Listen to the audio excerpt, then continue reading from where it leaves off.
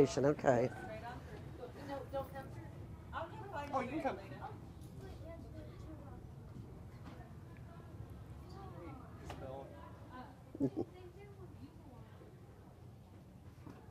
What do you use the sanctuary for? Shows. On cold days or rainy days, we use it for recess assemblies. Yeah. It's nice. It's Yeah, nice to have an auditorium well, like we've that. lost some space. We had to make offices, so it's smaller now. That we have a holiday program. We try to have assemblies about once a month for the students. We have a drama club, so they get in. They use it. Our cheerleaders use it for their practice settings. So we get a lot of use out of it, really. Good. Yeah. That's nice. That's a nice space to have because I was asking Ellie, my oldest daughter, who goes to presentation. They obviously it's a Catholic-based school, but they have their services in the gym. Oh, really? So it's kind of the opposite, isn't Yeah, it? yeah, yeah. Because we have a huge gym too. Okay, we're rolling. Okay. All right. So, Margaret, let's just start off. Okay. Tell me a little bit about Summit Academy for someone who has never heard of Summit. Okay. What is it that you specialize in?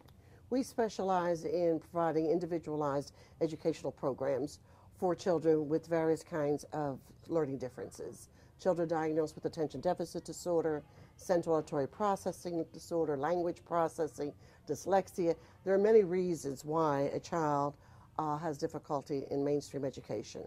And our specialty is about personalized instruction, tailoring instruction to the rate of learning and using methodology that will work with the way their brain processes. So this might be a little redundant, but you are one of the founders Yes, of that's Summit. correct. What was the need that you saw as an educator? Well, I've always been in the field of special education and became very aware early in my career that there are many youngsters who fall in this gray area. Their, quote, disabilities or their learning problems are not severe enough that they get identified and start receiving special services. However, they do process information differently, they learn differently, and they're not benefiting from education in mainstream education because special methods need to be used. So I became real interested in the plight of the learning disabled child or the child with learning differences. And it just intrigued me about how these otherwise bright people learn differently, and how can we teach them? Because it's so evident that they've got good reasoning skills, good problem-solving skills, good thinking skills, but learning to read and write and compute like the typical child just kind of doesn't happen for them. And so you're pre-K through 8th grade. Correct. What happens with most of your students once they graduate from Summit? The majority of our students, well, they'll go to mainstream education. A lot of our public, private, or parochial.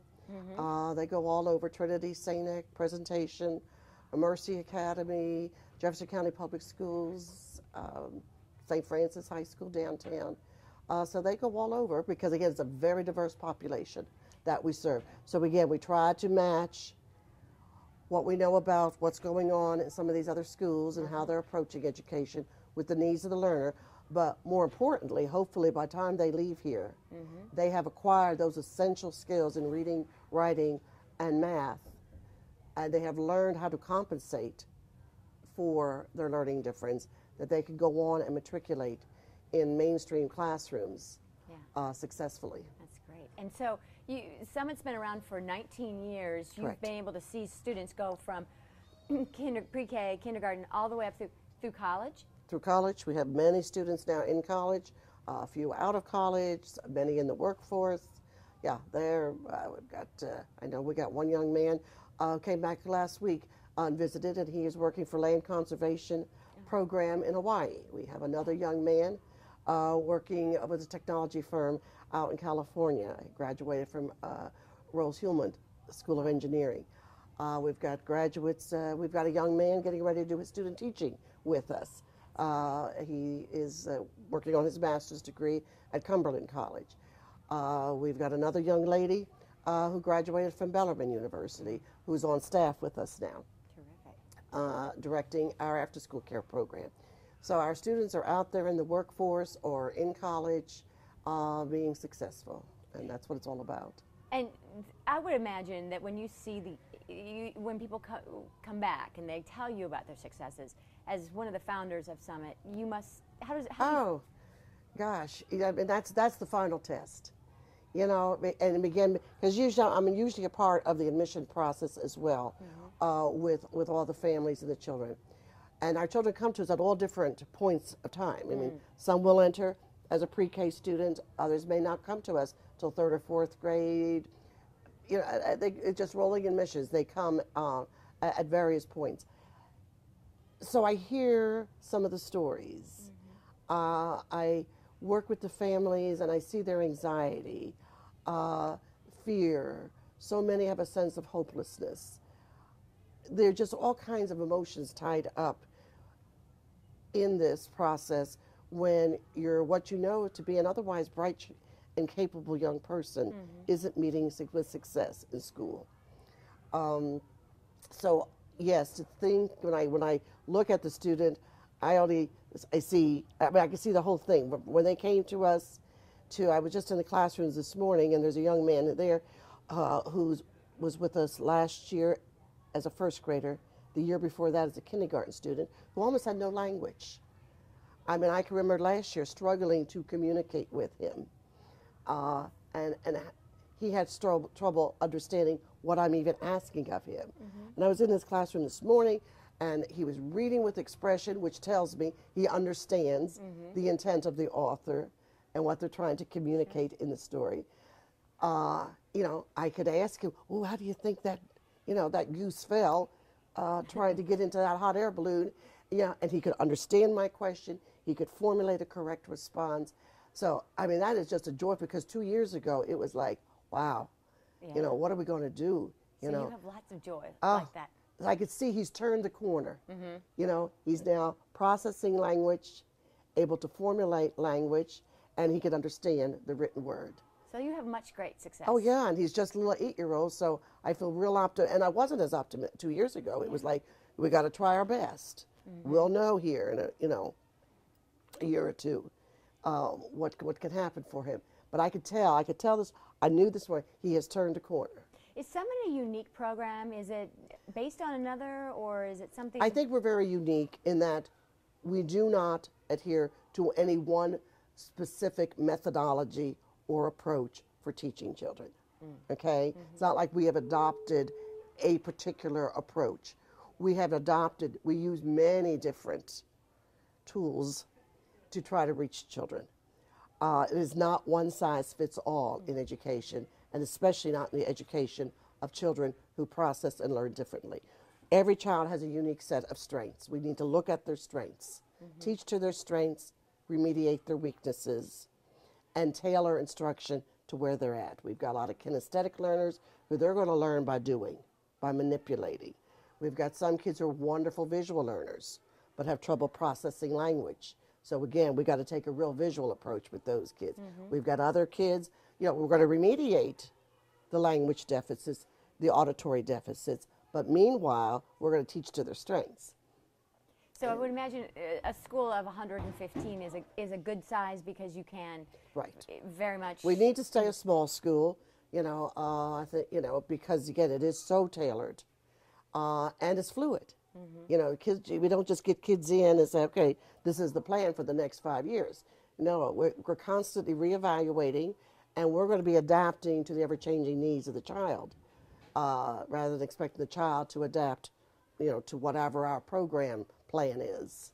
And so some of the children that come to Summit will need speech therapy and Absolutely. OT. Many. Almost all of them, yeah. Really? Yeah. Okay. So tell me how Kosair Charities has been a benefit in that. They have been a godsend to us, because that was one major component of the total program that I felt was missing. Again, almost every child here needs either speech and or occupational therapy. There's a lot of sensory issues. Language is at the basis of all learning, whether you're learning math, you're learning science, whatever. Language is at the basis. You've got to understand to be able to communicate. So I was just thrilled when we got the grant from Kosair Children's Foundation, which enables us to provide on-site speech-language service for the children. Can we change that? Yes. You didn't get the grant from Kosair Children's Oh, Foundation. I'm sorry. It was Kosair Charities. Okay. Children's Foundation's the hospital. I Okay. think. Oh, okay. So we just want to make sure that. So Go back and can we go repeat? back and ask Yeah. that Okay. question? Yeah, I'll just ask you again. All right, so I would imagine you have a lot of students here that require speech therapy and OT. Tell me about how Kosair Charities has helped with that. They have been a godsend to us. Just about every child here needs speech and or OT services. So the grant from the Kosair Children's Charities has enabled us to have an on-site speech and language therapist at no additional cost to the parents. Now, they were able sometimes through their insurance to get these services, but the insurance only allows so many sessions per year. They be working with various therapists. Change something. Yes. You said Children's Charities. It's just Kosair Charities. Oh, Okay, Stay with I'm going to write that down. Kosair Charities. Kosair Charities, just I'll write put that. it. We'll get the Sorry third about time's a that. charm. No, I mean, this is who we're doing it for. I want to get it right. there we go. Kosair Charities. So Okay, I won't let's do all try that big- question again. Yeah, because I like the fact too that you said most of the children here need that without saying, as I said before, because I may cut out what I said before or whatever. Okay. Okay, so as far as speech therapy and OT, it's very important for the children here at Summit. It's critical. It's critical. Almost all of the children here need either speech and or OT services. So with the grant that we received from Kosair Charities has been a godsend to us because it enables us to have an on-site, we already had on-site speech and language services, but the parents had to subcontract with them. And usually when the insurance payments ran out, so did the service. Yeah. Or they were subcontracting with various therapists in the community, which they don't necessarily have the best communication all the time with the teachers. I mean, the teachers and the therapists need to be reinforcing each other to get maximum benefit from the service. So having a teacher right here on site is a huge deal. Absolutely. Because again, they can reinforce, it's a quick, easy exchange with the teacher to say, I'm really working on this concept or this skill. Could you reinforce it whenever you've got an opportunity? Or the teacher can identify for the therapist. Here's something that really seems to be a problem in his learning that I've been able to identify. No problem. The therapist can intervene and try to strengthen that area of development. So the communication between these two experts is critical in maximizing the benefits. And that's everything we do for the kiddos. We want to maximize the benefit of it because, again, we are playing catch up in many cases.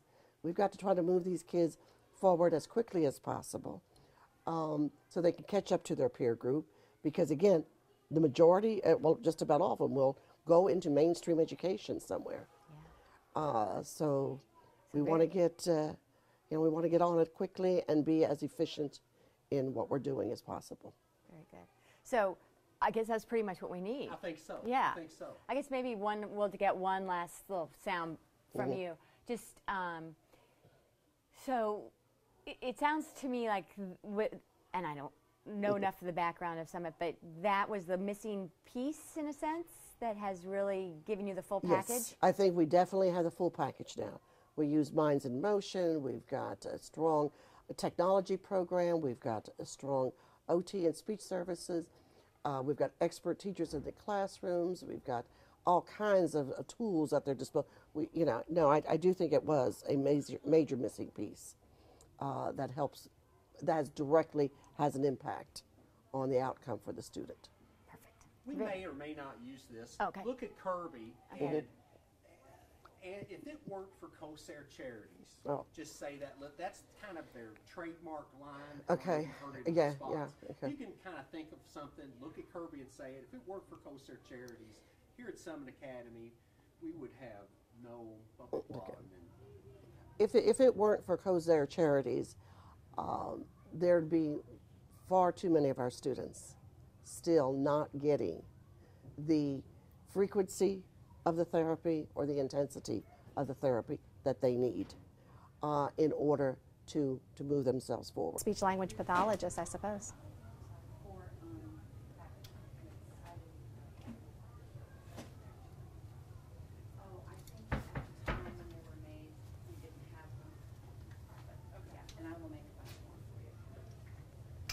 And you're one of 2 here? Is that right?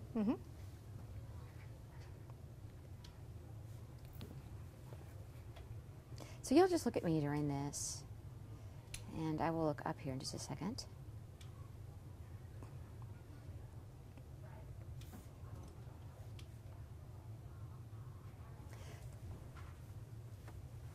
I'm ready. Okay, very good.